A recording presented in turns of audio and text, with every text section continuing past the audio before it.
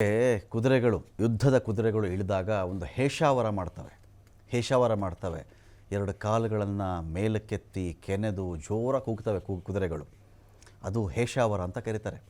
ಅದೇ ರೀತಿಯಲ್ಲಿ ಭಾರತ ಸೇನೆ ತಾಲೀಮ್ ಮಾಡ್ತಾ ಇದೆಯಲ್ಲ, ಇದಕ್ಕೆ ಕರಾಚಿನೂ ಅಲುಗಾಡ್ತಾ ಇದೆ, ಪೇಶಾವರನೂ ಅಲುಗಾಡ್ತಾ ಇದೆ. ಇದಕ್ಕೆ ಕರಾಚಿನೂ ಅಲುಗಾಡಬೇಕು, ಮುಲ್ತಾನು ಅಲುಗಾಡಬೇಕು, ಪೇಶಾವರನೂ ಅಲುಗಾಡಬೇಕು. ಅಂಥ ಒಂದು ತಾಲೀಮಲ್ಲಿ ಭಾರತ ಇದೆ. ಗಡಿಯಲ್ಲಿ ತನ್ನ ಶಕ್ತಿ ಸಾಮರ್ಥ್ಯವನ್ನು ಸಣ್ಣ ಝಲಕ್ಕನ್ನು ಇಲ್ಲಿ ಭಾರತ ತೋರಿಸ್ತಾ ಬರ್ತಾ ಇದೆ. ಪಾಕಿಸ್ತಾನ ಬೆಚ್ಚಿ ಬಿದ್ದಿದೆ ಒಂದು ವಿಚಾರಕ್ಕೆ.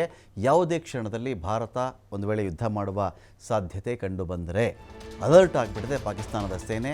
ಒಂದು ಕಡೆ ನಾಯಕನೇ ಇಲ್ಲ, ಸೂತ್ರ ಹರಿದ ಗಾಳಿಪಟ ಥರ ಇದೆ ಪಾಕಿಸ್ತಾನದ ಸೇನೆ ಕಥೆ.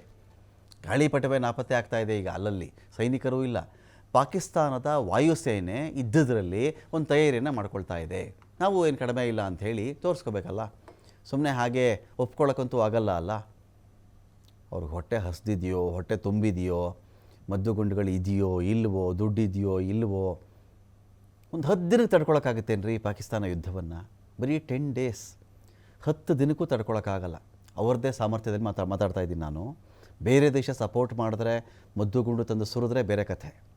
ಚೀನಾ ಸುರಿದ್ರೆ, ಬೇರೆ ದೇಶಗಳು ಸುರಿದ್ರೆ, ಅಮೇರಿಕಾ ಈ ಕಡೆ ಭಾರತ ಅಂತ ಮಾತಾಡಿಕೊಂಡೆ ಹಿಂದೆಯಿಂದ ಸಪೋರ್ಟ್ ಮಾಡಿದ್ರೆ ಆ ಕಥೆ ಬೇರೆ. ಬರೀ 10 ದಿನಗಳಿಗೆ ಪಾಕಿಸ್ತಾನ ಇವತ್ತಿಗೆ ಯುದ್ಧವನ್ನು ತಡೆದುಕೊಳ್ಳುವಂಥ ತಾಕತ್ತು ಇಲ್ಲದೇ ಇರತಕ್ಕಂಥ ಒಂದು ದೇಶ. JF-17, F-16 ಈ ಮೂಲಕವಾಗಿ ಪಾಕ್ನ ಯುದ್ಧ ವಿಮಾನಗಳು ಹಾರಾಟವನ್ನು ಮಾಡ್ತಾ ಇವೆ. ಭಾರತದ ಯುದ್ಧ ವಿಮಾನದ ಮಾಹಿತಿ ಪಡೆಯೋದಕ್ಕೆ ರಡಾರ್ ಆ್ಯಕ್ಟಿವ್ ಆಗಿದೆ.